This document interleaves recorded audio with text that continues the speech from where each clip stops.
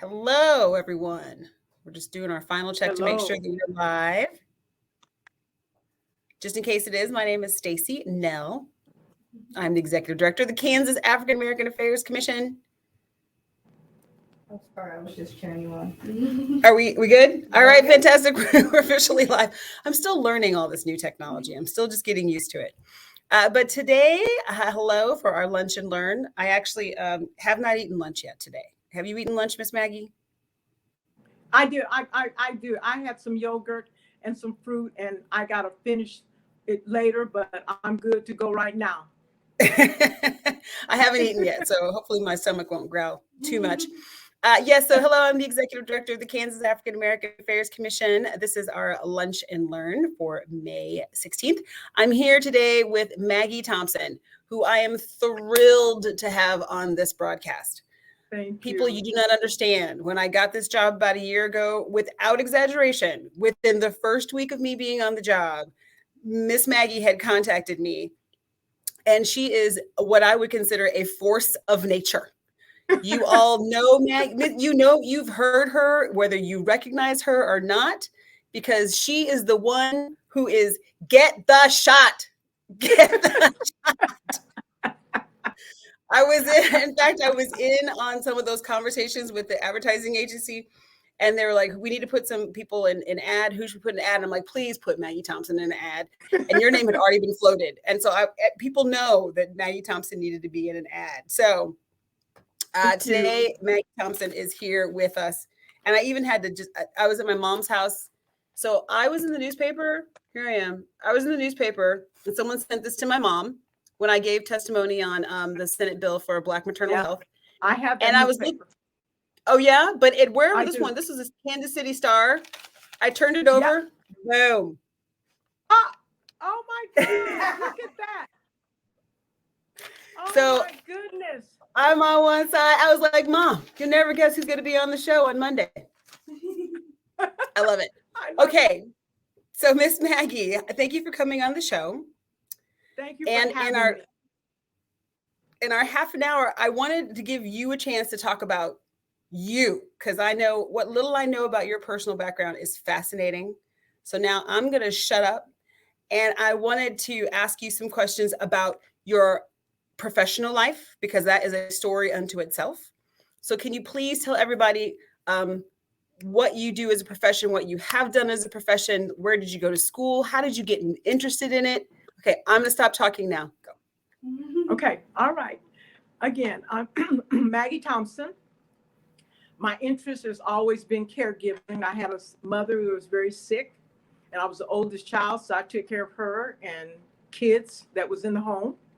I saw an ad on TV where they were advertising from a business called Martin K. Eby Construction. If you even look him up, you'll see it was way back in the 70s. And he had an ad on Cake TV to say, anyone that wants to be a nurse, and I'm looking for minority people, nurses. And you cannot drink, you cannot smoke, and you can get an interview, and if you are accepted, I will send you to college. I will send you to nursing school. And I just happened to be looking at TV and saw that. So I copied everything down. You know, it was no computer, this and that. So I wrote it on a sheet of paper, called him, got an interview. It went okay. He paid through my college for WSU, and then sent me to nursing school and paid for that. I did registered This was a construction nursing. company? A construction company did that for you? Yeah, because Martin K. Eby, if you look it up, he's right there. And it's like 3 generations, and it's another man that's running it, but he is the main one, Martin K. Eby. He was well known in this city for hiring minorities, very rich white man, and was very known in this community for hiring minorities in the 70s. My best friend's father worked for him, and he got moved up in the business with it. And so when he came on TV and said, I want to send some nurses who wants to be a nurse, man or woman, girl or boy, if you're old enough, if you can follow my qualifications, I got you. And so oh no, hang on a second. I think we might be having some connectivity issues. Oh no. Hang on, Miss Maggie. Wait a second. Oh no, she went away. Oh, are you there? Okay. I'm still here. Oh, good. Can Last thing I heard is you were I'm talking about how he, still here. Can you hear I me? think that's, I could hear you, just barely. Yeah. I okay, good. Even if you can't see me, if you can hear my voice, you good? Yes. Because I can hear you. Okay. All right. Should I continue? Yes, please. Should I continue? Yes, Okay. please. All Yes. right. So I ended up finishing nursing school, worked for 4 years in the intensive care surgical area, and I love that. I've always loved nursing that was kind of critical, where it was a caregiving situation. People are traumatized from traumas of a car wreck or whatever. And I was that nurse. I loved it. I did that for 4.5 years, decided I wanted to go into anesthesia school. So I knew I had to have 2 years of recovery room so I can kind of see what that looked like. If I wanted to do it, I did it. I loved it. I got accepted into the program, Wichita Physician School of Anesthesia. I was the only one in a class of 10. Only took 10 people, and they always would take a minority if a minority would apply, and I was that minority for them. So it was 9 others plus me, and I did this for 38 years. But 25 of those years, I was the only one in the city of Wichita doing nurse anesthesia. Number one is female. Number two, with the cherry on top, Black. I understand there was nurse anesthetists that were coming down out of Kansas City, Missouri, to small towns in Kansas to work, and then because they were contracted and went back to Kansas City. But I was the only one standing on the island in the Kansas area for quite a while, and for sure in Wichita, Kansas, I lived for 25 years. And again, I retired on February the 18th, 2018. I did that for 38 years. And I loved it. I loved it. When I got ready to go, my doctors were trying to figure out, would you back just 2 days a week and work? And so I had decided that I was wanting to be done. I had a great year of 38 years of anesthesia. I didn't hurt anybody. I can tell you the kind of cases I did. I took care of from babies that were 5 hours old coming out the mother's room with issues, had to have surgery, up to a 102-year-old who fell and broke their hip, and many traumas, many open heart cases, many brain surgery, many orthopedic. I did that. And then when I retired, I decided I want to just volunteer. And I knew Guadalupe Clinic is a clinic here where there are people that are poor and they can't afford insurance. And they were looking for nurses to come in and help do physicals, do health checks. And I raised my hand. Okay, yes, I can do that. I did that for probably a few months, and then COVID came. And when that happened, I had to back up and just sit at home because I am insulin dependent diabetic. I had to just take care of me. I did not want to get COVID during that time. We didn't know what the heck it would do or how bad it was. Well, it was bad. And it was not good for people that were had other issues. And mine was diabetes, insulin dependent. So I sat back, but when they got it a little bit better and started talking about the shots, I was one of the ones who called and said, I hired a nurse. I would love to go back and help people, and I would like to be in the line for getting my shot, because they had certain groups of people that could come. If you worked in a hospital or had a job, you could come. Well, I told them I don't have a job, but I want to have a volunteer job, and I would like to take the vaccine because I need to have it. And they let me in. And why did they do that? Because they let me in and I got my shot. Then I had to go back for my second vaccine and saw still not enough Black people in line getting a vaccine, where we were the most vulnerable people, Black and brown. We got the sickest and we died the quickest. And I saw that. I read that. I talked to nurses who were dealing with COVID and seeing people die. Just Maggie, it was just amazing. They say it's so good. Make this story a little short. Would love to volunteer. I belong. Wichita Black Nurses. We've been in this city since 1973, and we have decided that if you all provide a way, and I'm thinking take the vaccines to our churches where people are comfortable and they would see nurses like us who's all had our shots, and they would come. And that's what happened. I get a hold of the health department. They said, that sounds wonderful. We need to get these numbers up. And yes, you're right. The percentage for Black and brown in this city was so low, it was scary. Those were the ones that were coming into the hospital that was dying. I mean, I lost a brother-in-law because of it, that kind of thing. So, and also getting.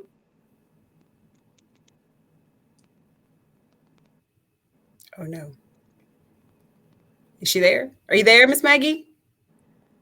We're having some internet issues today. Yeah. I'm here. I didn't know if you had I didn't know if you wanted to ask me something else. Yeah, I wanted to ask you about the Wichita Black Nurses Association in general. So I know you have been heavily involved in COVID vaccine distribution. So what were the Wichita Black Nurses doing ahead, like before COVID, or tell me about the organization in general. Okay. In 1973, we had a nurse by the name of Frankie Manning, and she had went to a Black Nurses Associating meeting in St. Louis, Missouri, and was impressed with seeing all these Black nurses in one room. She came back to Wichita, Kansas, where she's a member of the she was a member of a group of nurses, and said, I want to start a Wichita Black Nurses Association. St. Louis had, so Frankie Mann started this in 1973. It was myself and 5 other nurses who joined or decided we're going this too, and then hopefully get more members. We were the first 5 or 6 members. She is the president, me as a member, and about 4 or 5 more, maybe 6. And she got this started. She's now in Seattle, Washington, retired, but she got this started in Wichita, Kansas, and we've grown to a nice amount. I know active, maybe between 25 and 30 that are active. People that are members more than that, they're retired. But she still is in contact with us. And we took it as nurses going into an arena where people that look like us, Black and brown, where we're coming to them, doing education about this COVID, because everything was so scary for everyone at that time. You put a needle of what in me, and this is supposed to help me, but in the next sense on the sideline, they're seeing people dying. And that was how we had to talk them into, let's get this done. People are dying. We heard the stories of the mothers who's lost husbands, and the grandmothers who's lost grandchildren, or so much as adults, that kind of thing. So that's how we got started. 1973, Frankie Manning, and from that we've taken it on until helping our community. So I know you've been doing a lot of work with COVID vaccine. You said you were one of the first people to get the shot. You're like, I'm not actively working, but I'm getting ready to go out to the community. So you got in line and got the shot. And so Wichita Black Nurses, I know, I'm not going to talk about it because I want you to be able to talk about the amount of work that you have done. Like, do you have any kind of ballpark figure of how many vaccine clinics that you've been a part of, or how, like, do you have an idea of the scope of the work that you've accomplished? Because I mean, I know you have accomplished a lot. So yeah, tell us about that. Yeah, we have accomplished a lot. We started the first vaccine site at St. James Baptist Church, and that was in March, on March the 7th, 2021. And we had close to 200 people. Newspaper Community Voice, Bonita Gooch is the one who is the president of that newspaper, African American newspaper. Is all over the different stores. I believe she's in Kansas City.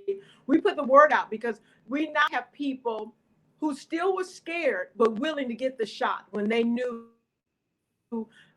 the help that it was going to do if they were taking care of grandma or going to grandma's house, or even them that were sick themselves with issues of heart and blood pressure problems and diabetes. So our first site was St. James Missionary Baptist Church, Pastor Huggins, who opened up his church and said, please come. And we started gathering up nurses. And before we even got it started, I told them, you guys, you can come and help, but you have to be vaccinated. We had some that were very scared still. And I got that. I wasn't pushing anybody, but we had enough nurses that decided, I'm going to get this shot and I'm going to help. And then later on, other nurses saw that we didn't come out of there with a third eye or extra hand or leg. And they said, okay, it must be safe. So they start coming. So yes, we have done the Tabernacle Baptist Church. And that Pastor Montgomery has spoken out for us and for his church to come to the church and get vaccines. We've been in that church. So we've been mostly in churches, but because now that we have become so popular and well known in the city, there's parks who are asking us to come. McAdams Park, which is a black in the black neighborhood. We've done vaccines there twice. And we're being asked to come back on this June 18th for Juneteenth Day to do vaccines again in the park. NAACP has got with us, and they want us to do what they're doing, an evening, what they call a summer sunset, where we be doing vaccines and testing and that kind of thing. Evergreen Park is a park where brown people go. Much of them does not speak English, they just speak Spanish, and we have an interpreter there. And we do that on June the 4th. Those families come in packs. They come with the mother, the father, the grandmother, the grandfather, the grandchildren, and their children. It's always in the Spanish or Mexican community that's going to come in a big amount at one time. And that's what they did when we started. The ones that wasn't afraid, the ones who knew they needed to get the shot, the ones whose mothers had diabetes and overweight and this and that, they came. So we've done, I say, I'm sure someone told me that we were well over 2,000, but I'm sure at this point, we're well over 2,000. We're given a month, and we started doing that 2021. I have slowed up to 2022 to do sites a month. But for May and for this June, we actually have numbered every Saturday in the month of May and every Saturday in the month of June. And then we'll slow up again. But when they call, it's hard to say no when you got a church saying, I've got people here, they want their shot. Kids are now wanting their shots. The mothers are wanting them to have it. We're doing boosters, number 1 and number 2. And people are coming. We have been asked to go to Nicodemus with Dr. Holmes to help her group to do vaccines. We will do that June the 30th. They needed at least 6 of us. And so we will get on a bus and be taken there and do that then. But yeah, we have been busy, and we love the idea of being busy. Not only are we doing shots, we're doing education. I've written up several pieces of paper where I mimic some of the articles from doctors from Harvard and Johns Hopkins, and even some of my doctors here in Wichita, Kansas, who was into education for COVID, and especially in the African American community. So when we have our sites, we always have an educational table, and then somewhere to sit there and answer questions. We let them get their shot. We set them in observation and start handing them paperwork so they can read while they're sitting. That's 15 minutes to sit and scan over this information. And then if they have questions, we are there to answer those questions. And I So did a let me ask front you. page deal of myths of all the things that people saying that they're Yeah, talking that's about exactly what I society. wanted to ask you. What are some of the reasons that Yeah. you have So heard? What are some of the myths you've heard? some of them I've heard that the white people are trying to get all the black people off the earth so that they can run the country. Now that was the one that was so stupid. I just said, how could that be so when we got black scientists, black, white, brown, making these vaccines? And I told him, I said, what about Dr. Kizzy? She sat down and have her first shot. She brown, she black, she African American. She's a scientist. She's a professional. She made the shot. So you're saying that she's making the shot to kill herself. And some of the other things is that about COVID shots and babies, and then they hear about how the mother didn't make it. Some of them didn't, and the babies did, but then COVID. So we've heard all kind of things. We've heard things about I'm just too afraid. I don't trust it. Somebody told me I'm waiting for the government to do that, the CDC and the FAA and all that on it. And so I said the government. I said, well, government, that's who the government is, all of that. CDC and all of that. So now what is the reason why you don't want to get the shot? Well, I just feel like I'm just waiting. My brothers, I just kind of want to wait. But those were way back last year. This year, we can't get enough to put in a place because people are coming. And the ones that are not coming, they're still listening to what's on Facebook. And there's three kinds of people. You have the people where want to get the shot, but they're so nervous, but they're willing to listen to some education. And then after they hear, they'll say, oh, okay, I didn't realize that. I want to take it. And then you get the people who are just saying, I'm just not taking it. Those are the people that you can't even talk to. They will tell you point blank at the beginning, if you're going to talk to me about the vaccine, save your breath. I'm not taking the shot. So those are the people, and they're quoting you things off of Facebook of what they said happens, and this is a trick, and this and that, and they're not giving really all the blacks the right medicine. They're just giving us like normal saline. So many of us are dying, and so you have to make them understand a true story. So those are the people that are stuck on stupid. And at that point, I would still continue to talk to them. And you get the next one where they're not stuck on stupid. They don't want to hear it, and they'll tell you point blank, I understand what you're saying.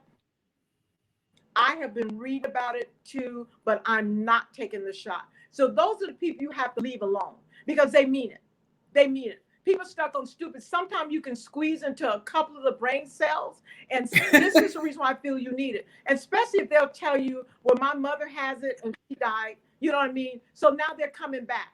So that we get such a variety, but we don't let that stop us. We still teach. We still give papers out when they don't know what they do with them when they walk out. But I always tell them, when you take this paper out, keep in mind, don't let us see you throw it away in our trash bin, because somebody may take it and put it in your car. Then you take it to your house and throw it in your trash, not ours. Well, I appreciate everything that you said, and I love that.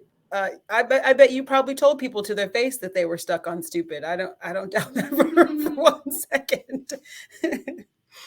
I got a mother who came in with 4 kids. 4 kids. She's the mom. She's a single mom. She had a 12-year-old, a 16-year-old, a 4-year-old, and a 9-year-old. And she just said, I just don't see it. She said, I am praying.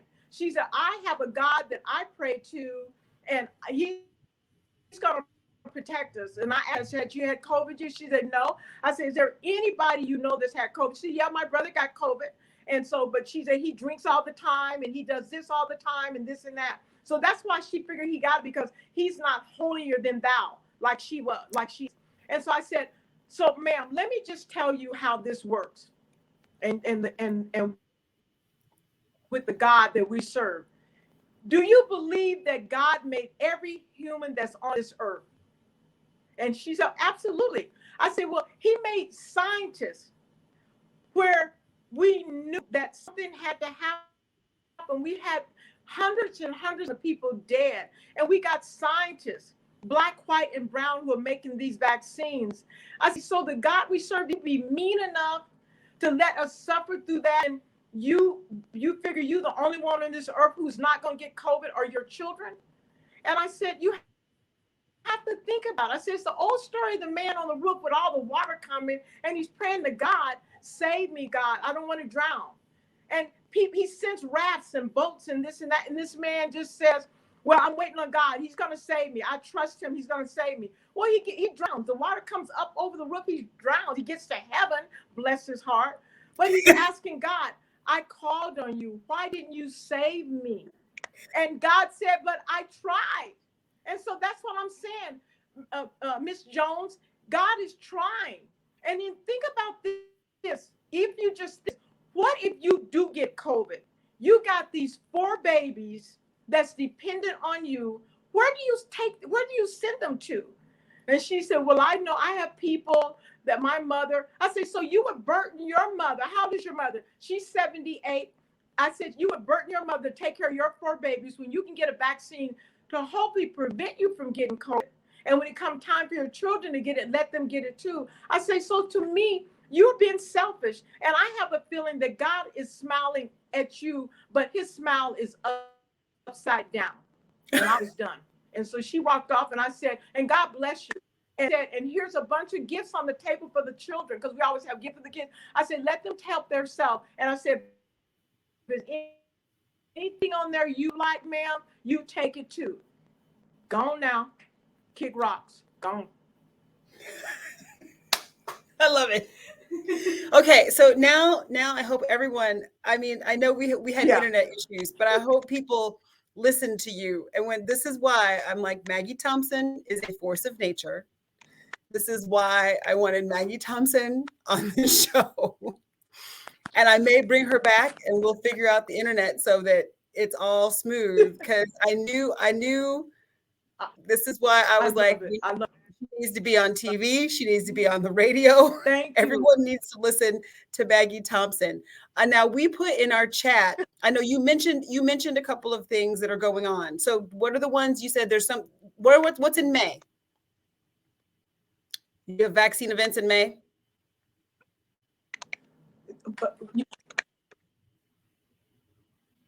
Say that the sites. Yes. You were asking the name. Yes. Because I know we put in the chat that we have a mobile vaccination. The name. Okay. 2 vaccine sites is happening.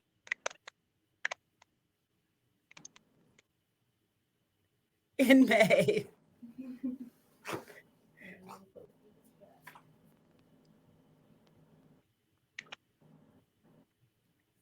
Can you hear me, Miss Thompson? Yeah. I kind of like got. Yeah, I can see you, but your voice is kind of crackly. Right. So I'll just, I hate technology. But we will put. Yeah, we will put in the chat 2 sites. There are 2 vaccine clinics that are coming up in May. And in our last minute left, I always want to remind people to make sure that they're registered to vote. Yes. I was going to remind people to be registered to vote. There is a primary election coming up on August 2nd. There will be a constitutional amendment that's on the ballot on August 2nd that will deal with women's reproductive rights and who gets to make the decisions about family planning, something that we need to make sure that everyone turns out to vote for. That will be on August 2nd. The last day that you have to register to vote is July 12th. So please check your registration. Yeah. You can check your local election offices. Like I'm in Johnson County, joco.election.org, whatever your county is, or the Kansas Secretary of State website. You can also check and update your registration to make sure that everything is up and ready so that you can vote on that primary on August 2nd. If you do not vote for the constitutional amendment on August 2nd, you will not get another opportunity to vote on it. So don't think you'll pick it up in November. Lastly, I do want to thank Maggie Thompson for coming on this show. She's awesome. She's fantastic. Please make sure you get your COVID vaccine.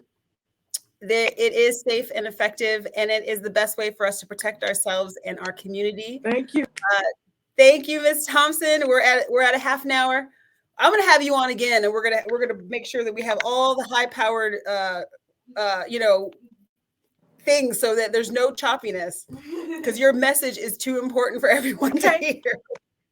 We will bring you back. But thank you so much, Ms. Thompson. Have a wonderful day. Thank you, everybody, for watching. Go be awesome. Bye.